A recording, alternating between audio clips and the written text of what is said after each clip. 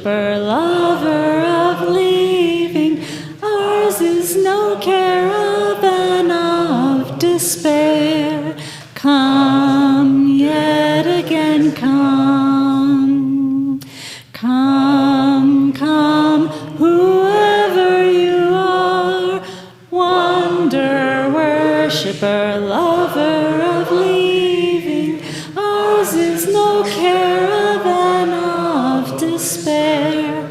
Come, yet again come. Good morning.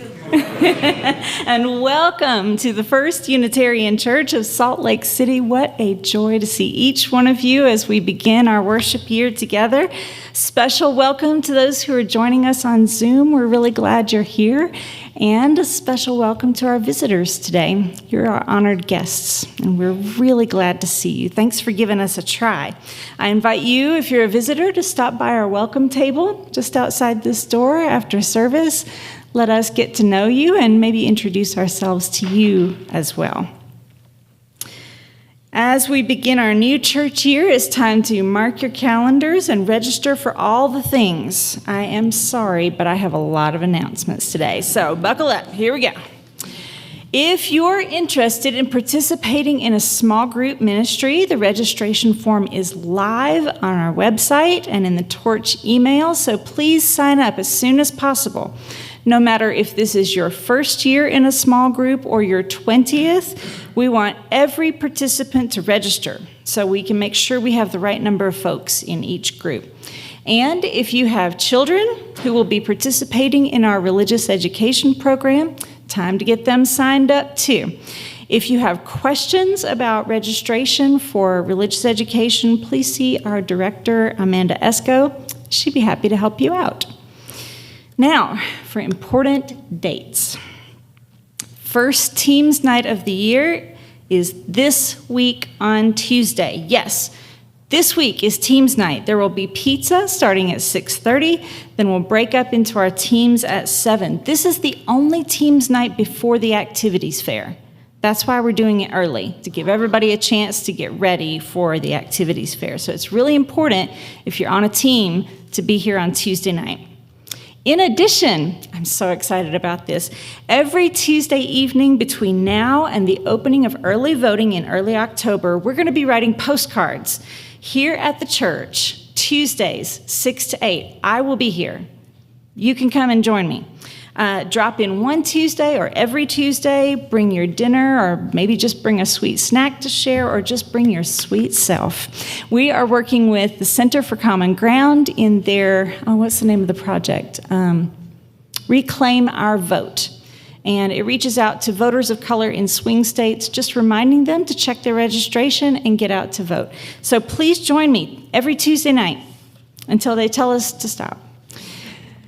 Sundays. Next Sunday, September 1st, we will have one service at 10 a.m., just like today. And then the following Sunday, September 8th, that's our annual in-gathering service. On that day, we will return to 2 services, 9 a.m. and 11 a.m., and we're going to have a big potluck lunch out on the playground after the second service.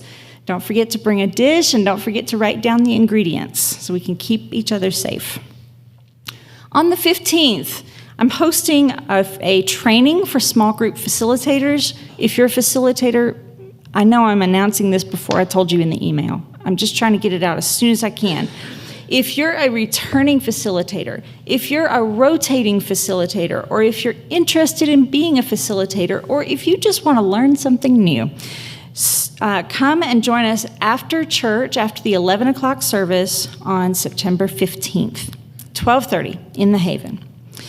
Sunday the 22nd, that's the next Sunday. It's the activities fair, where you can come and learn about what all of our teams are up to for this year. It's a great opportunity for folks who are newer to our congregation. Maybe find a team that you want to be on, or if you've been around for a while, maybe you want to get inspired or join a new team. And then please save the date for the last weekend in September. We will be joining with South Valley UU Society down in Cottonwood Heights and congregations all across the country for a climate justice revival. We will have workshops on Saturday the 28th down at South Valley, inspiring our two congregations for renewed vision and action on climate justice. Then we'll have a special worship service and celebration with our environmental ministry team here at our congregation on Sunday the 29th.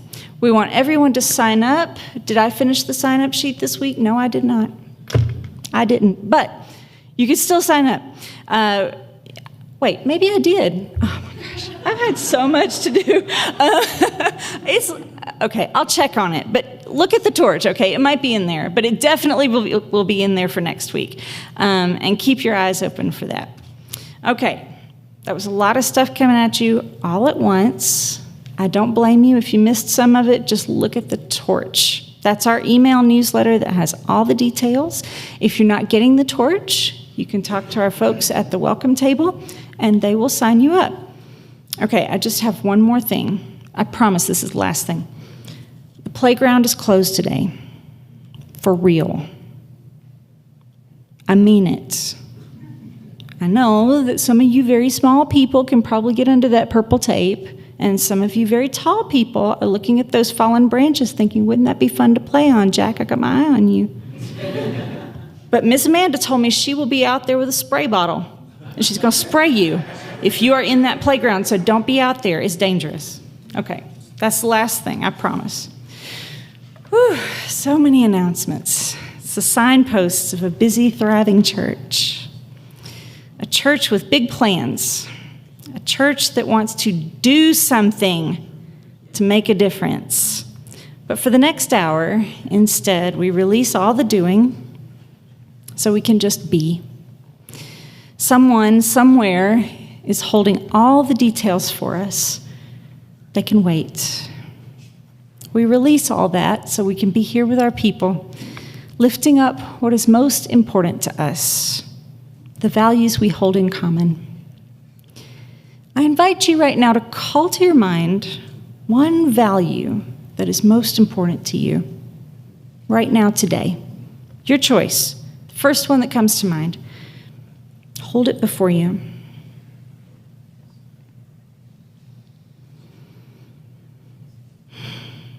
Remember why it matters to you.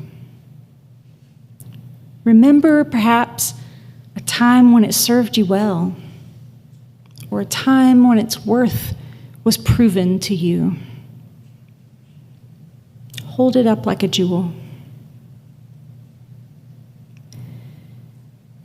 Now imagine the jewels all the people around you are holding up. Imagine what values they are lifting up. It is in the name of these lifted values that I light our chalice this morning.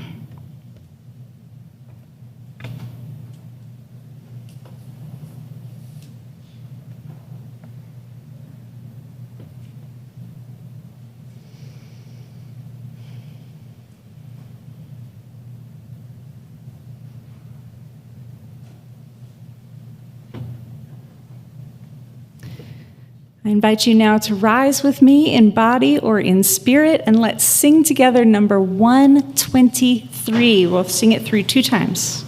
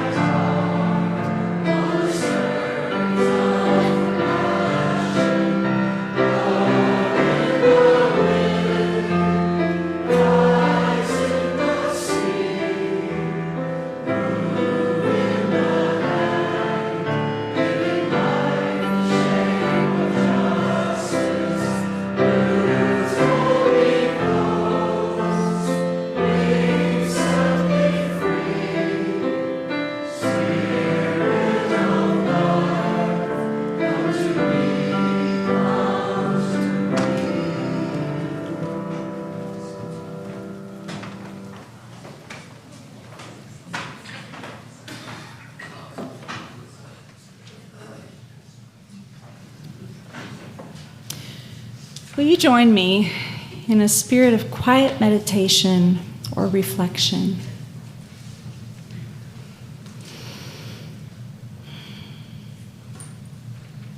Gathering at the end of the summer, we welcome the familiar routines of fall.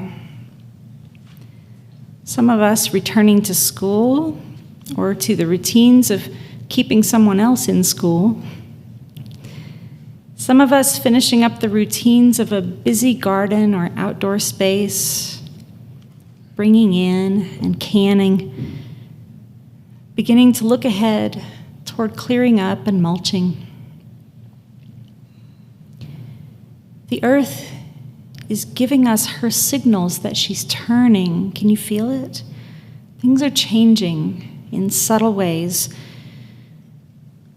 For me, I've learned that when the fall is on the way here, the sycamores are among the first beings to say so. Their leaves are becoming papery, lacy. They look dry and tired, as if to say, come on, let's get on with it already. We're tired of summer and we're ready to let go. Some of us may feel the same way. For some, it may be the weather more than the season that is getting our attention. It is monsoon season and fire season all at once. The fire and the water bursting forth to clear the land. They both bring danger, as with any force of nature that is too much all at once. But they can also bring unexpected healing to the land. The clearing away of what has died and built up in piles of clutter, of what no longer serves. The fruit trees are heavy with the last of the fruit. The horse chestnut on my block has these big green fruits that are just beginning to feel really spiky. The maples whirligigs have not yet let go to begin spiraling down to the ground on the breeze. The park strips and sidewalks are mucky with fruit that fell before anyone could pick it, maybe while they were away at work, or in the mountains or trails, or wherever we were being busy.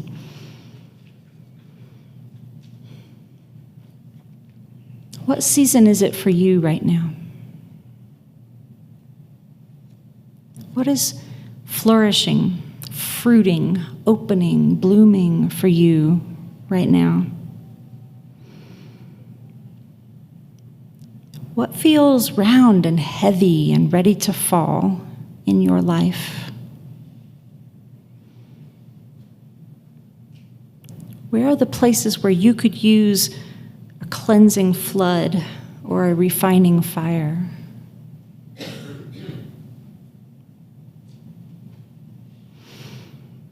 What is diminishing, dying, going to seed, or letting go in this season of your life?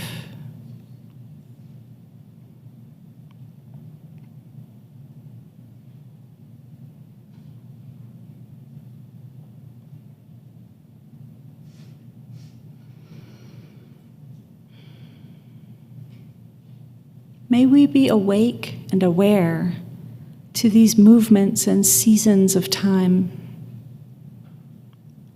May we accept the rising and the falling, the ripening and dropping, the dying and clearing away.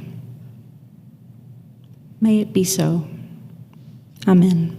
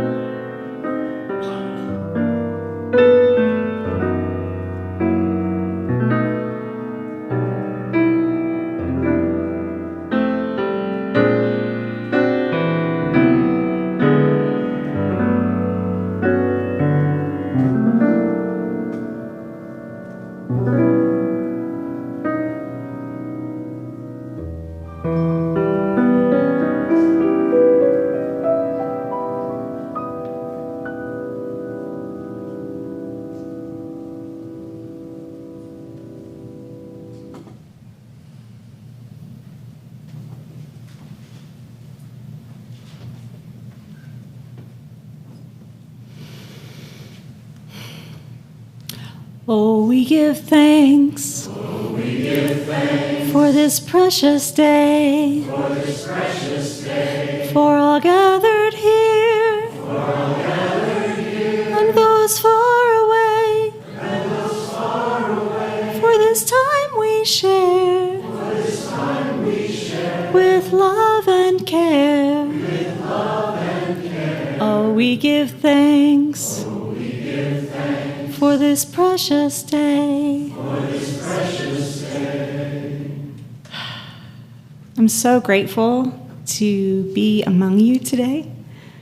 I'm grateful for the time that we're sharing together. I'm grateful for a spirit of joy that seems to be bubbling up. Take a moment and think about what you're grateful for in this season of harvest, this season of gathering.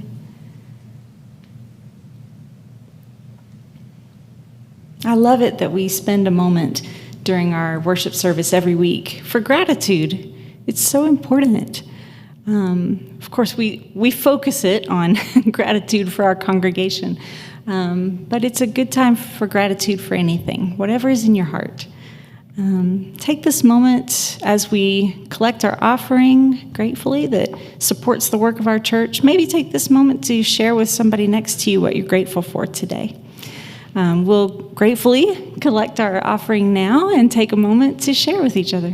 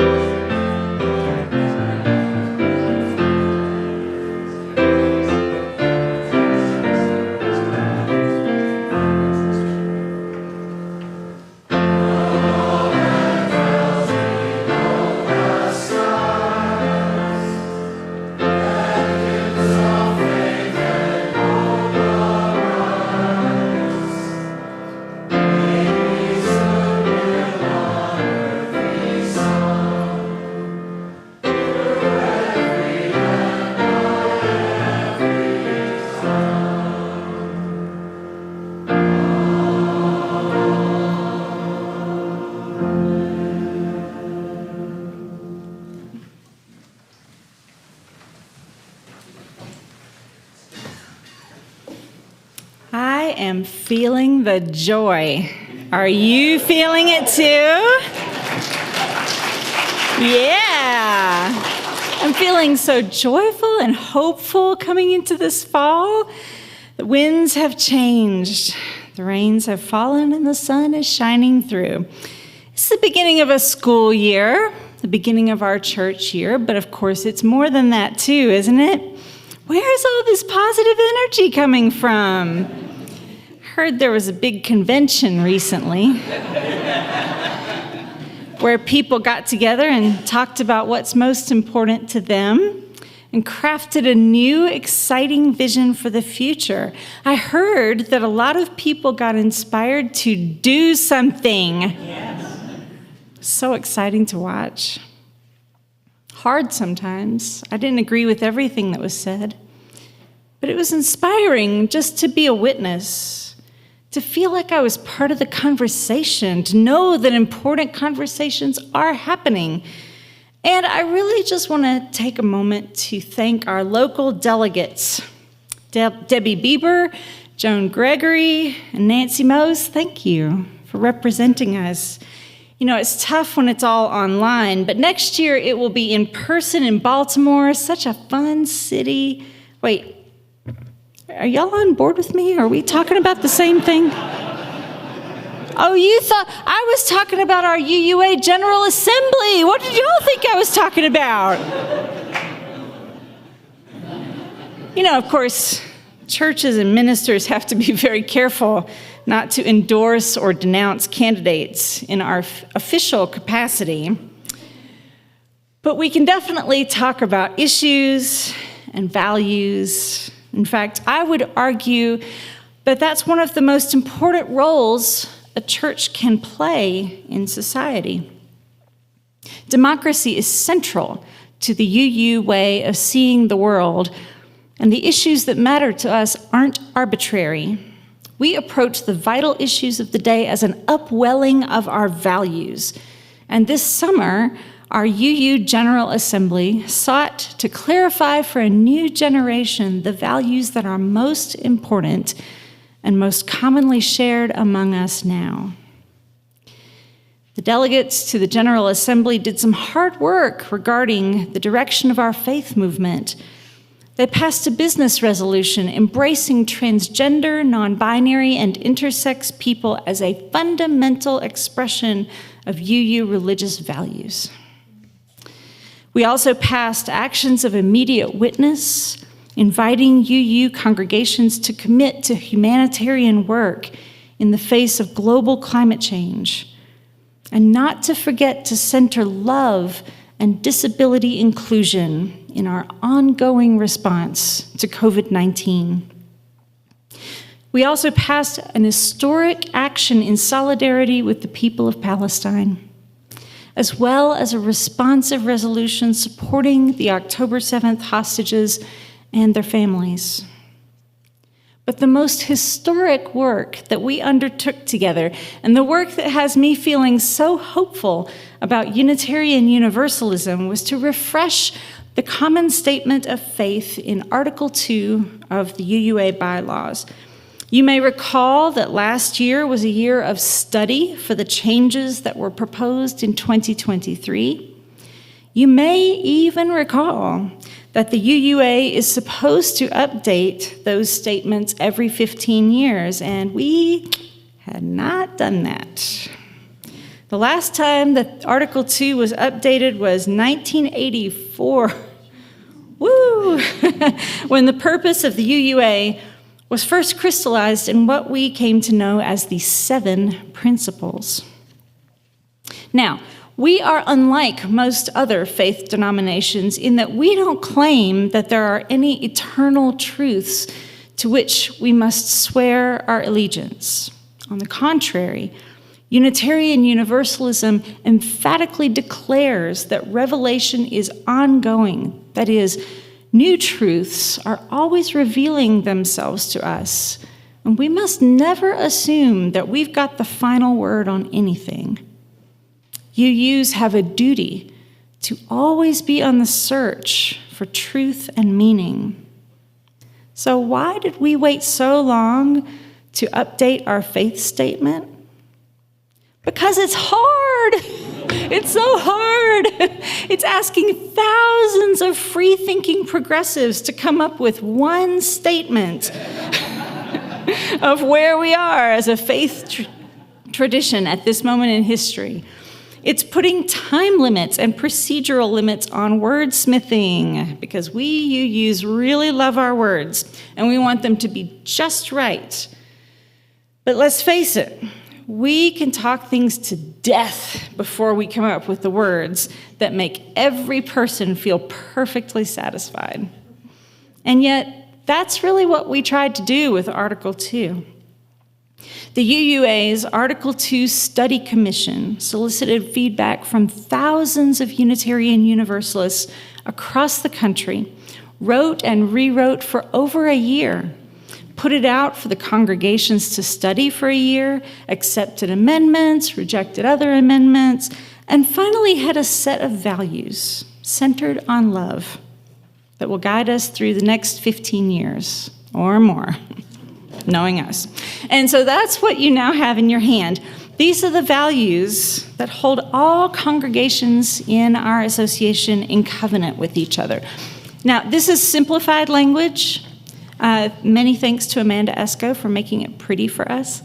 There's a little QR code if you want to see the full language. You can snap that with your camera, and it'll take you right there. So why did we move away from the 7 principles? People loved the principles. Raise your hand if you were brought to Unitarian Universalism through the principles. Yes, so many people. They were easy to remember.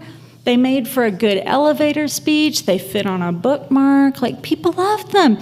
But there were 2 main problems with the principles. The first problem is that the principles had become a creed. What is a creed?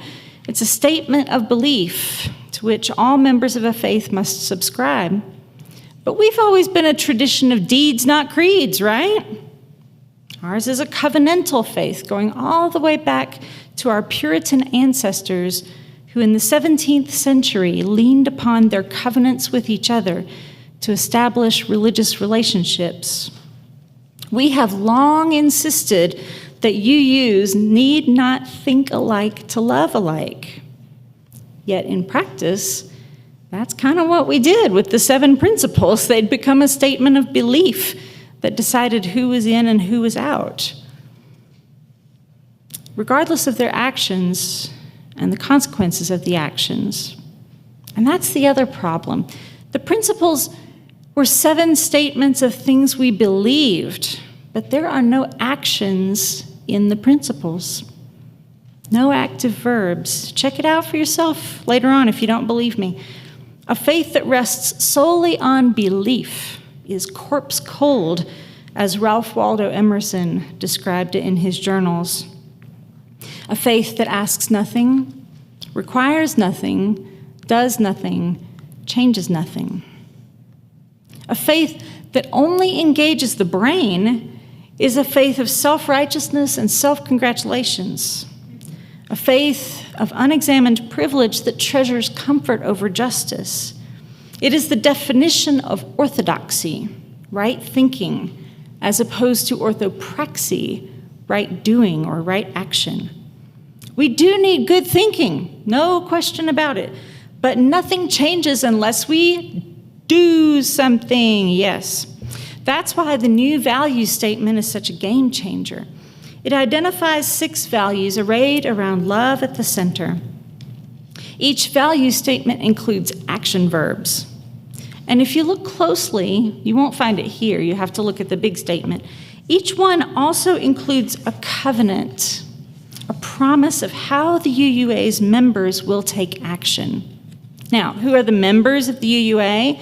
Individuals cannot be members of the UUA, just to be clear. The members are the congregations, right? The member congregations. So our congregation as an institution, as a body, is a member of the UUA. Does that make sense? And it's the whole congregation that agrees to these covenants in order to be a member congregation. But just as the 7 principles not only were the statement of UUA member congregations, but also became the creed of individual UUs, as well as the invitation to those who might become UUs. These new values are a call to action for us as individuals. And it's in that light that I've been meditating on the values. I'm reluctant to refer to them as the new values, since they're actually the values that have been meaningful to me since I first became a UU. Justice, equity, generosity, pluralism, interdependence, and transformation. Unitarian Universalism certainly has transformed my life into a life of so much more meaning, so much more integrity, so much deeper relationship than before I found it and let it begin changing me. So now I feel compelled to look closely at these values and ask myself, are these values that I can uphold as a member of this faith? But that's not all. Now I'm also being invited to consider, are these promises I'm willing to keep? Promises to myself, to the world, to you as part of this church community? Listen, I'm a huge fan of these value statements. The best actions that I can take to change the world for the better grow forth not from my beliefs, but from my values, the things that matter the most to me, the things I'm willing to put my name on. But these values, they're not just my values. This statement claims to be the shared values of a community, and it asks me to make promises. Can I hold myself accountable for what I'm promising here? How will you, the congregation, hold me accountable as a faith leader? Can I live up to that? Can I hold myself accountable to myself? That is, can I accept the responsibility of these covenants upon my conscience?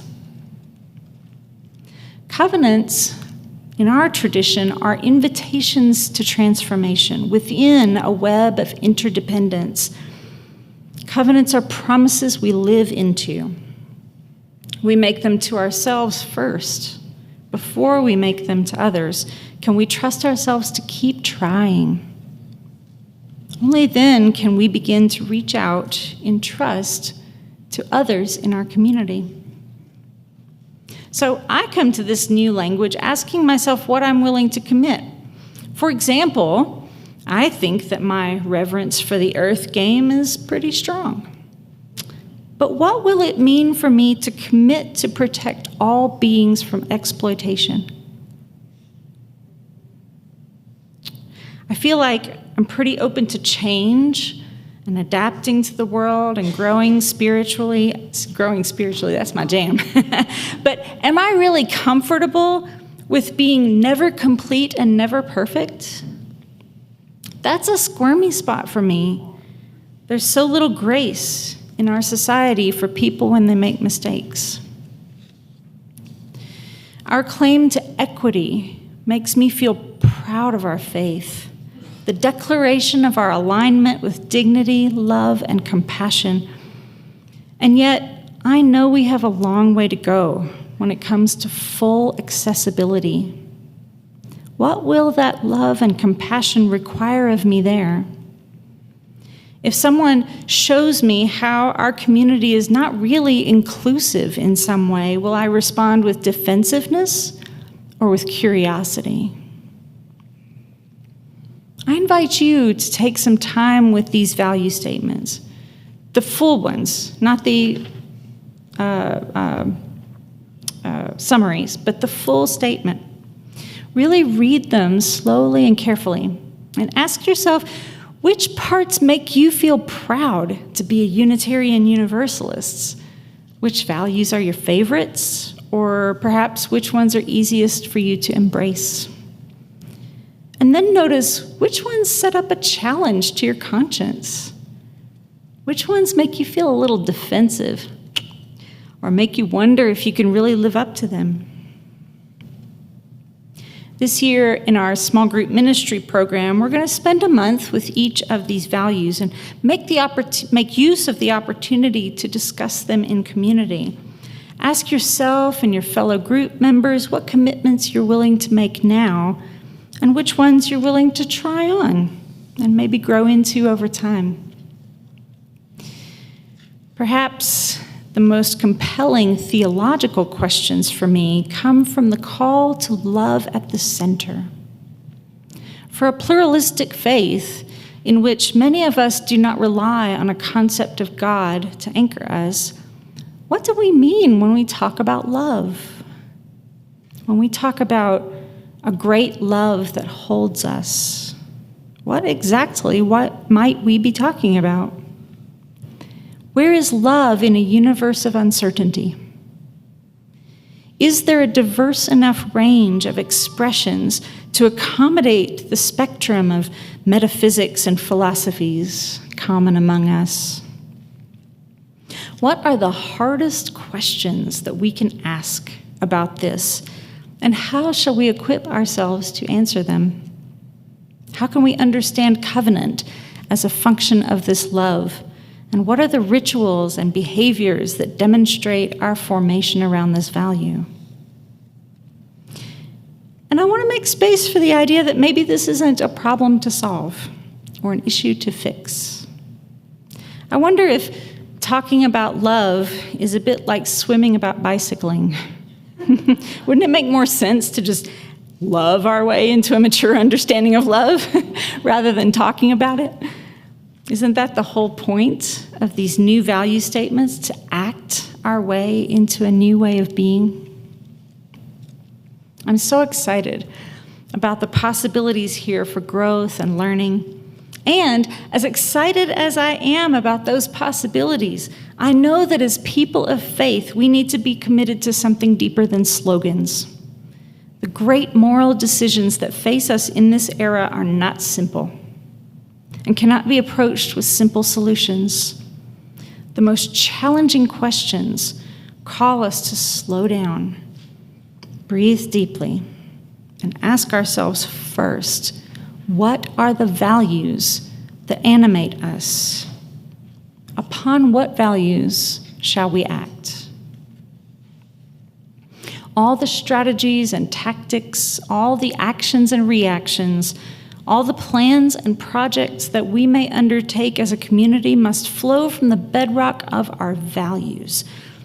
So let us harness the energy of this joy and hope that we feel to commit to a new expression of our values as we do something together this year. Let's sing together. I invite you to rise with me.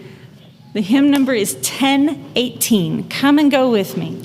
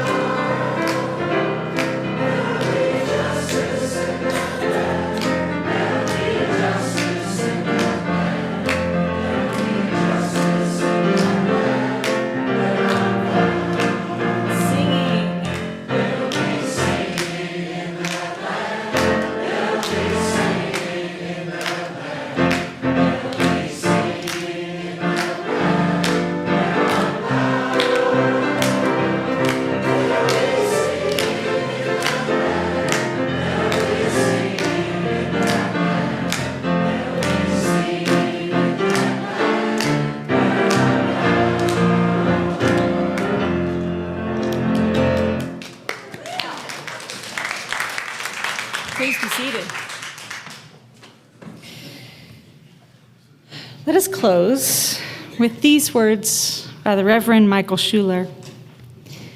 If you are proud of this church, become its advocate.